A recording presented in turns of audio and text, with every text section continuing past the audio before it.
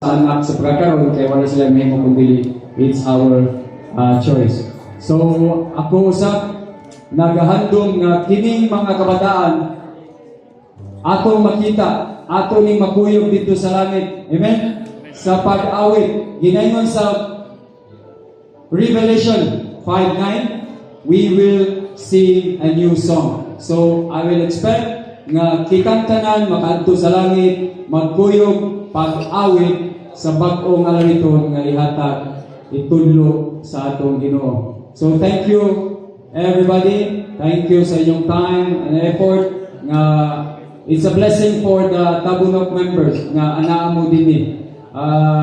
Amo ni consider nga this is a great blessings karon tuiga. Kay karon pa ni nahitabo mga igsoon nga ang goals nga kauban namo gikan sa buntag hangtod sa hapon. Amen.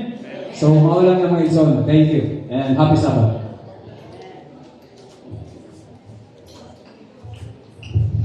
Let's all stand by excellent. Let's sing side by side.